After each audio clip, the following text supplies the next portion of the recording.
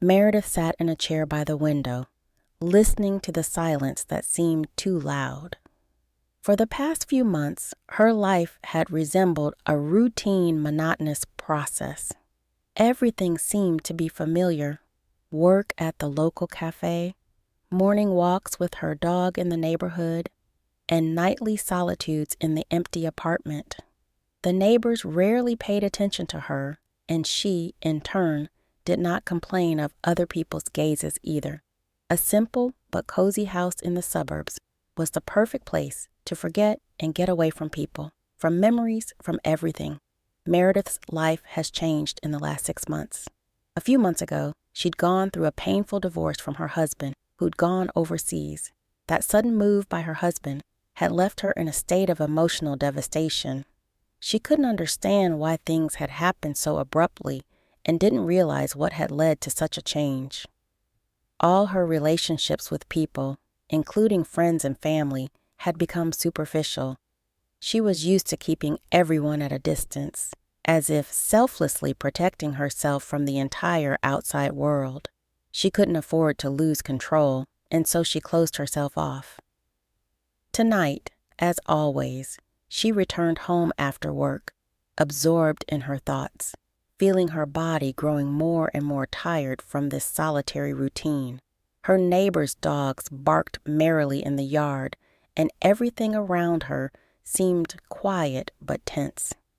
Night was beginning, and she waited for it with her usual anxiety. A noise outside the door brought her out of her musings. She stood up, a little uncertainly, went to the window, and saw a man who, barely able to stay on his feet, was approaching her house. He was dressed in an expensive suit that had clearly lost its original appeal. His face was badly haggard, with deep signs of fatigue and some inner fear. "Shit," she muttered under her breath, involuntarily feeling anxiety fill her chest. Meredith knew she shouldn't help this stranger, but she couldn't turn away. Seeing the man fall to his knees, she opened the door. "Mister, do you need help?" Her voice was quiet but determined. The man looked as if he had a heavy burden on his shoulders and was ready to collapse. He only nodded, not saying a word. Meredith came to her senses quickly, supported him, and let him in, helping him to the couch. "I don't know who you are," she began, nervously tousling her curls, "but I think you need help." The man she was now examining was much older than her, but that was reassuring in a way. She was not used to very young men who could show aggression or strange intentions. His appearance was noble, with good features, and his eyes, hiding pain, only added to the nobility of the man. He was quite tall, and Meredith thought that if it were not for the marks that remained on his face, this man could be attractive in some way. He clearly belonged to some other social circle, and she wondered what brought him here. He sighed heavily and looked at her, trying to calm himself with each breath.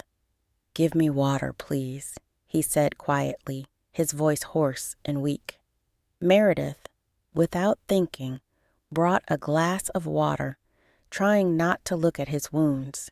He took it, drank it with difficulty, and tiredly leaned back on the sofa. "I don't know what to do," he said, his words coming out in short gasps. "I was in a fight. I can't explain it, but I can't stand up. I just can't." Meredith thought about it. Thoughts about calling the police, calling an ambulance, ran through her mind, but something inside her told her not to rush. He was all alone in this state. Could she really leave him on the street? She gave him painkillers and anti-inflammatory drugs. When he fell asleep, she closed her eyes and settled into the chair opposite her, covering herself with a blanket. She felt that this man was more than just a random passerby. He was somehow connected to her life. This feeling did not leave her. Meredith woke to the sound of the bathroom light turning on.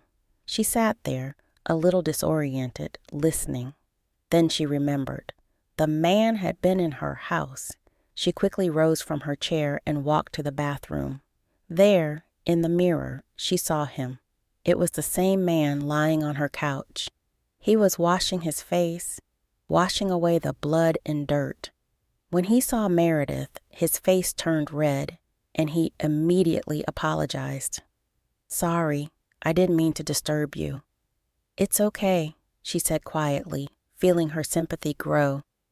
"Do you need more water?" The man shook his head and went back to washing.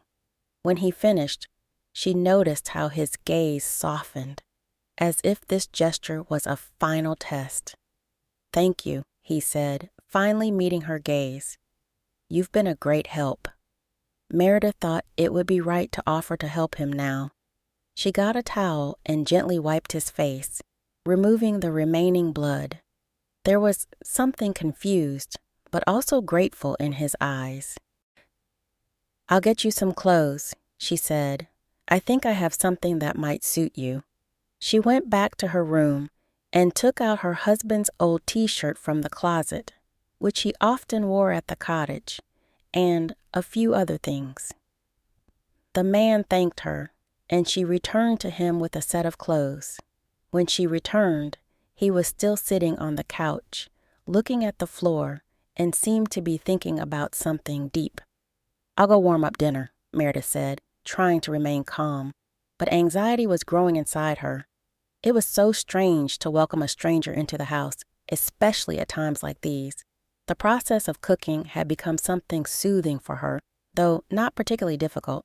The kitchen was cozy, with the smell of fresh bread and the warm soup she was making. Meredith set the plate on the table and walked back to the man. He was standing in the doorway, wearing her husband's old clothes. It was a little ridiculous, but there was a grateful look in his eyes. "Oh, I didn't know my husband was that big," Meredith joked, despite the nervousness of the situation. The man smiled back, and it was a genuine smile. "I didn't expect to find myself in this situation," he said, looking down. She looked at him and suddenly felt deep sympathy. Something in his eyes said that he needed support, that he hadn't seen someone like her in a long time, and something about it was as touching as it was painful. He sat down at the table and, despite his tiredness, began to eat his dinner. Meredith joined him, trying to understand what exactly he was going through. They began to talk over dinner, and slowly, without rushing, they began to reveal their deepest feelings to each other. As they sat together at the small kitchen table, Meredith's mind kept wandering back to her own past. She couldn't help but compare her situation to his. The loneliness she had felt for the past few months seemed to have an eerie similarity to the man sitting before her. His own story of betrayal, loss, and heartbreak felt too close to hers. His name was Jack Walker. He had come to their quiet neighborhood hoping to confront his wife, Emily, who had recently left him for another man. Meredith could sense his deep internal conflict, as if he were still processing the events that had led him to this point. "I'm sorry," Jack said, breaking the silence as he took another bite. "I didn't expect this to turn into whatever this is. You don't even know me, yet you're here helping me." Meredith offered him a soft smile. "We all need help sometimes, Jack. It's not a big deal." But deep down, she understood. The human heart, after all, is fragile. It was easy to judge a person in a moment of weakness, but far more complicated to understand their pain. As they spoke, she realized how much she missed the simplicity of human connection. After the collapse of her own marriage, she had retreated into her quiet, solitary life. But now, sitting across from this man, she was reminded of the need to connect, to share pain, and perhaps to heal together. Over the next few days, Jack remained at Meredith's home. He had no place else to go, and Meredith, despite her initial hesitation, offered him the comfort of a temporary refuge. The small, cozy house, located on the outskirts of town, became an unlikely sanctuary for both of them. They spent hours talking, sharing stories, fears, and dreams. Meredith found herself opening up to Jack in ways she hadn't done in years. She told him about her failed marriage, her decision to leave everything behind, and her struggle to rebuild her life. Jack, in turn, spoke about his wife Emily and the overwhelming shock of discovering her affair. "What did you see in her?" Meredith asked one afternoon, curiosity in her voice. Jack looked down at his hands, tracing the lines on his palms. "She was everything, or at least, I thought she was. I was blind to all the signs. She was my partner in everything. But now I see she was never really mine." Meredith listened intently, her own heart aching for him. She knew what it was like to be deceived, to invest everything in a relationship only for it to collapse in an instant. She could sense his pain, and for the first time in a long while, she felt understood. As days turned into weeks, Meredith found herself struggling with something unexpected. Her feelings for Jack were beginning to shift. She noticed how his presence comforted her, how his quiet strength reminded her of the man she once loved. And yet, she kept herself distant, unsure of whether it was the loneliness talking or something more. One evening, as they sat together on the veranda, wrapped in blankets, Jack spoke again, his voice softer than usual. "I don't know where I'm going next," Jack said, his voice betraying a hint of vulnerability. "But I don't want to leave here. I feel at peace here, Meredith, with you." Meredith's heart skipped a beat. She met his gaze, her breath catching in her throat. The warmth of his hand on hers sent a spark through her chest. It was impossible to ignore the chemistry between them. Yet, a part of her was terrified. She had been burned before. She couldn't let herself fall so easily. "I can't," Meredith whispered, her voice shaking slightly. "I can't get involved again. Not now. I've been through too much." Jack's face softened, and he nodded. "I understand. I don't want to pressure you." But as they sat there, the night stretched on, and Meredith couldn't help but wonder if, perhaps, they were meant to heal each other. It wasn't until a few weeks later that Meredith realized how much her relationship with Jack had shifted. One rainy evening, when the storm outside rattled the windows, she found herself seeking his presence more than ever. Jack was sitting by the fireplace, his head down as he stared into the flames. Without thinking, Meredith moved closer. "You all right?" He looked up, his eyes reflecting the same melancholy that had become a familiar part of him. "I don't know. I thought I had everything figured out, but sometimes I just feel like I'm lost." She sat beside him, wrapping a blanket around both of them. It was then that she finally acknowledged the depth of her feelings for him. Jack wasn't just some stranger she had taken in. He had become someone she trusted, someone who understood the complexities of her soul. "I think we're both lost," Meredith said softly, her hand brushing against his. "But maybe we don't have to be alone anymore." Jack turned to face her, his eyes meeting hers with an intensity that took her breath away. "You don't know how much I needed to hear that." And in that moment, the world outside the walls of the house disappeared. There was only the firelight, the storm, and the unspoken promise of healing. The night was long, filled with quiet conversations and shared silences. They spoke about everything and nothing, finding comfort in each other's company. For the first time in years, Meredith felt a glimmer of hope. Perhaps, just perhaps, this was the beginning of something new. The storm outside raged on, but inside it was warm. For the first time, Meredith didn't feel alone, and Jack, sitting beside her, seemed to feel the same. They were both healing in their own way, slowly but surely. As days turned into weeks, Meredith and Jack began to settle into a strange rhythm. Their conversations grew more profound, and the silence between them was no longer awkward. In fact, it had become comfortable, almost soothing. It was a balance they hadn't expected, but it felt right. Each day brought new revelations, new layers to peel away. Meredith had learned that Jack's heartbreak wasn't just about Emily, his wife. It was about feeling inadequate, about realizing that even the things he thought were solid in his life, his marriage, his career, could crumble without warning. He had never considered that he might not be enough, that something might be missing from his own life. Now, as he looked at Meredith, he began to question everything he thought he knew about himself. Was it possible to rebuild from this? Could they both find solace in each other's company? Meredith, too, found herself in a strange place emotionally. The person she once was, the independent, self-sufficient woman who had endured her own divorce, was beginning to shift. Her walls, which had been carefully constructed over the years, were starting to come down.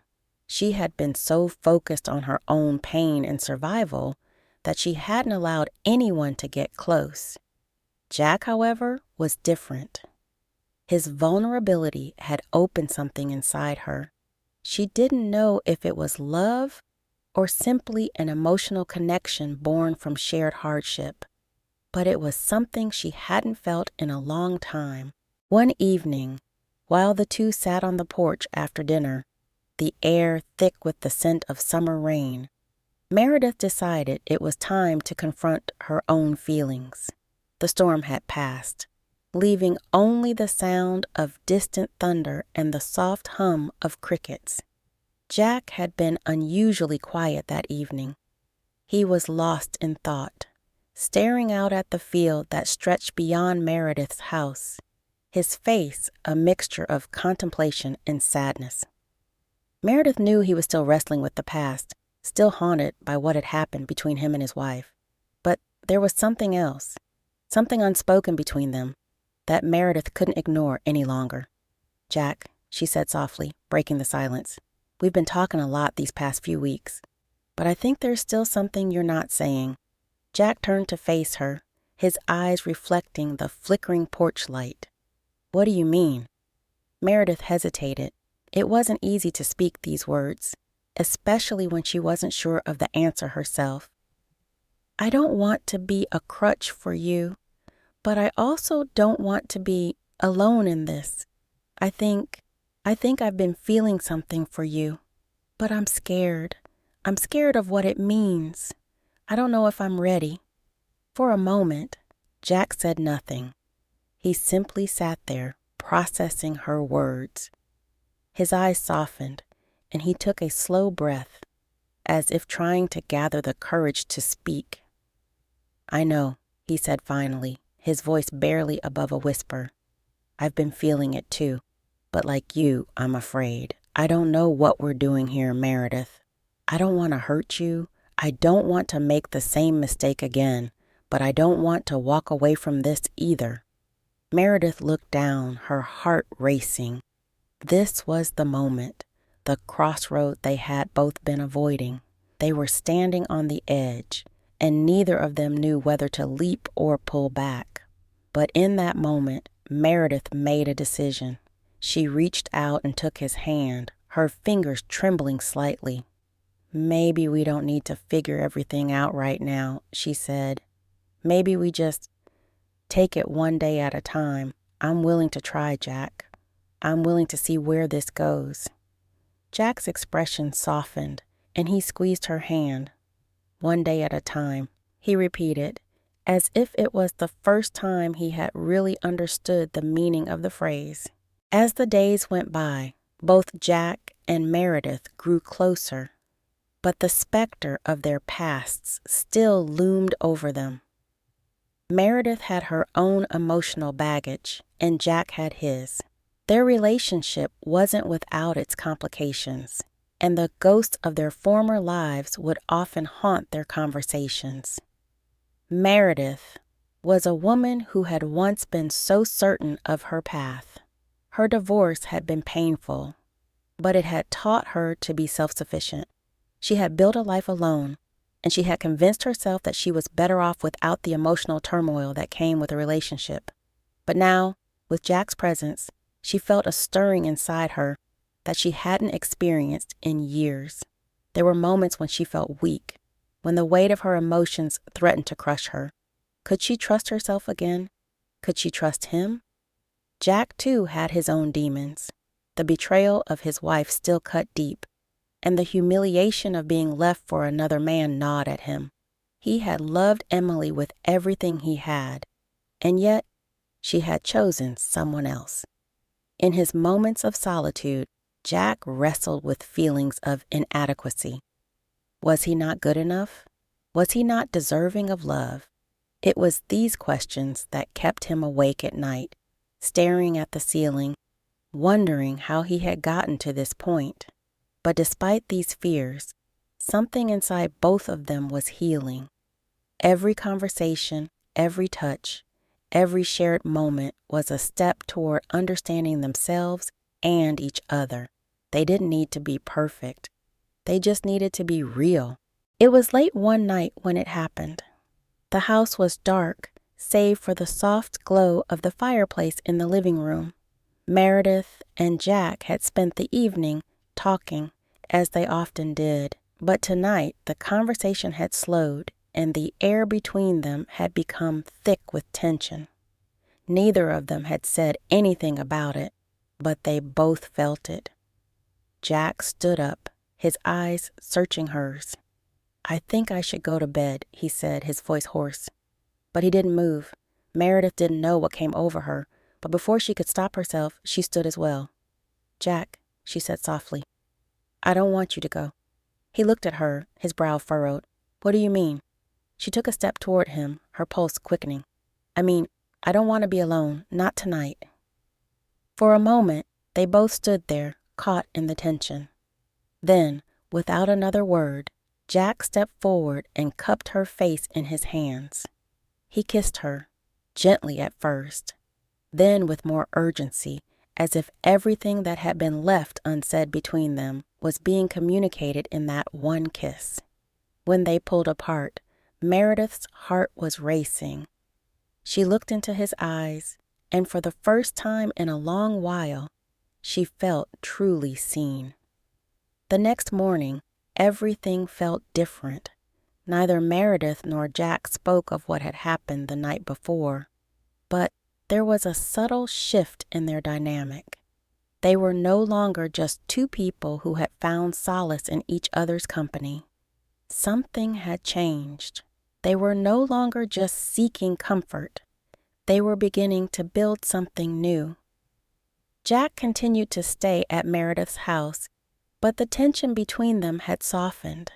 They spent more time together, working through their pasts and growing closer with each passing day. Slowly but surely, they began to heal, both from their past hurts and from the pain they had carried with them. One afternoon, as they sat together on the porch, Jack turned to her with a small smile. "I think I'm starting to believe in second chances," he said. Meredith smiled back, her heart swelling. "Maybe we're both learning how to live again." And in that moment, Meredith and Jack knew that they had found something worth fighting for.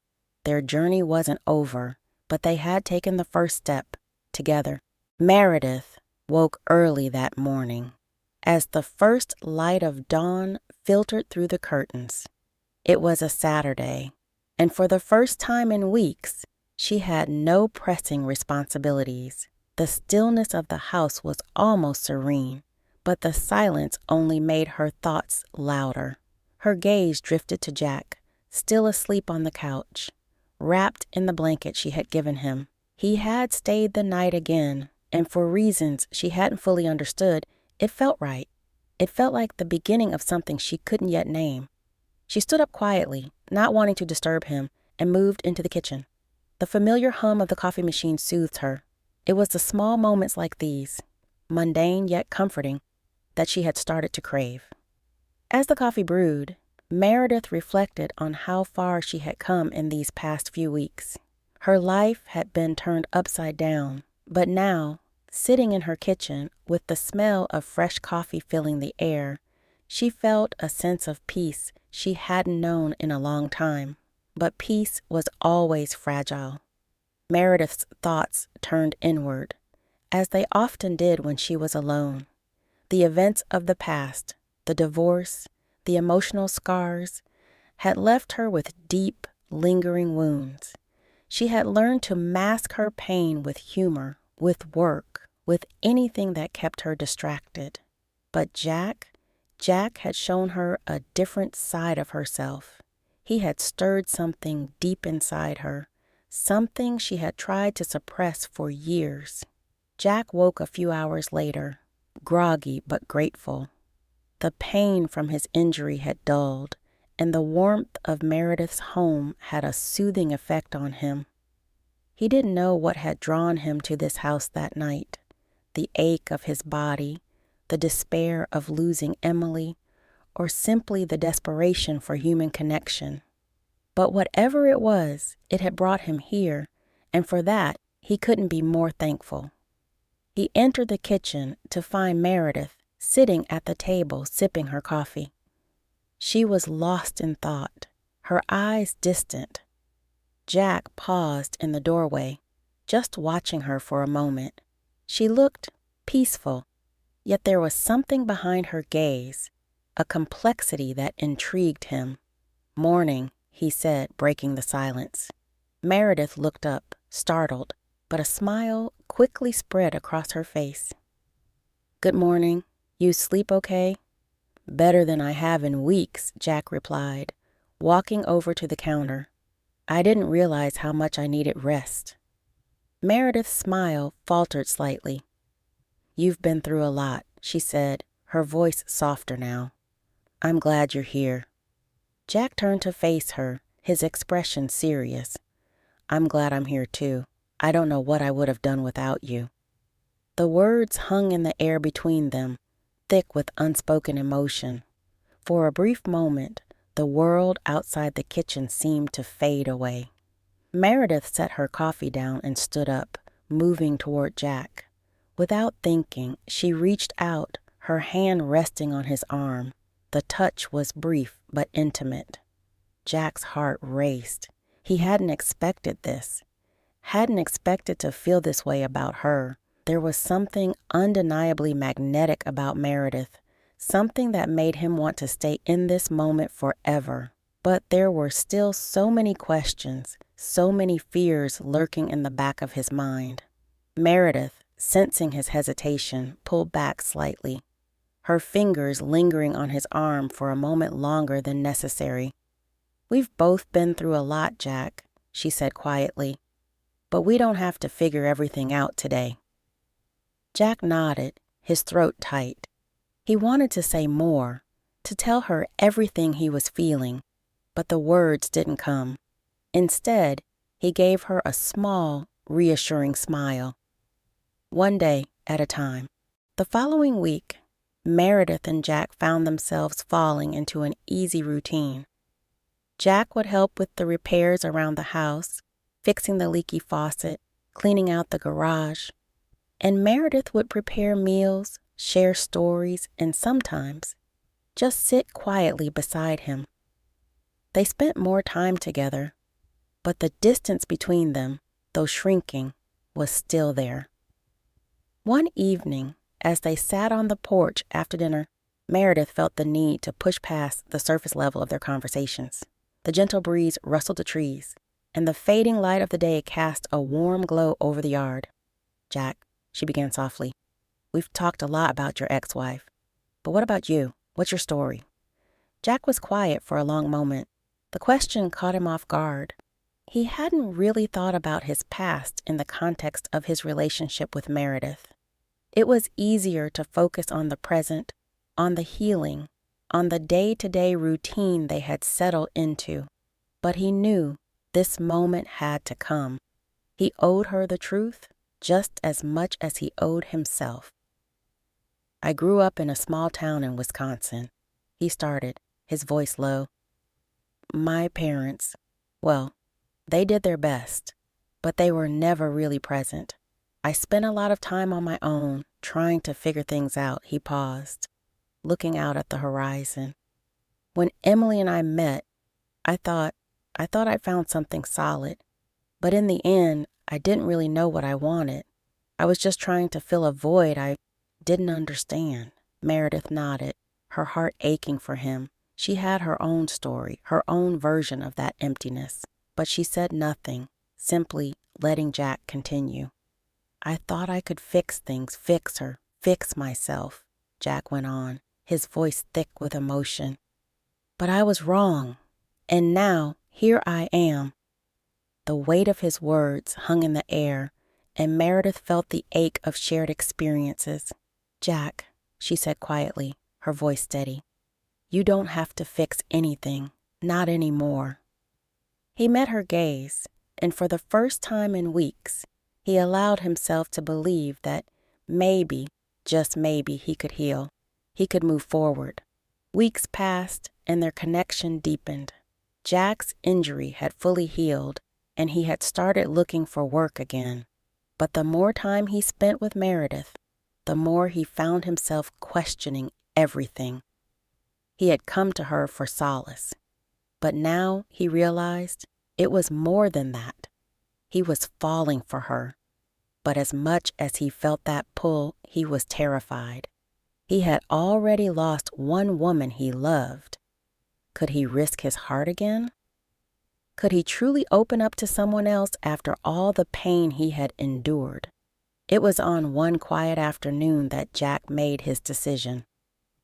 Meredith was in the kitchen, humming softly as she prepared lunch. Jack watched her from the doorway, his heart pounding in his chest. Meredith, he said, his voice unsteady. She turned, surprised to see the seriousness in his eyes. What's wrong? He took a deep breath. I can't keep running from this. I can't keep pretending I don't feel something. I want to be with you, Meredith. I want to try. With you. I'm not perfect, and I don't know what this will look like. But I know I don't want to let this go. Meredith's breath caught in her throat. She had been waiting for this moment, but hearing it out loud was still overwhelming. Her own fears flared up. What if she was making a mistake? What if she was just clinging to something that was never meant to be? But as she looked at Jack, something deep inside her knew that she couldn't let fear control her anymore. I want to try too, she whispered, her voice shaking with emotion. As time passed, Jack and Meredith's relationship blossomed. They took things one day at a time, never rushing, never forcing anything. They worked together, faced their fears, and slowly began to build a future that neither of them had expected. They didn't have all the answers, but they had each other, and that was enough. And maybe, just maybe, that was how they would both heal together.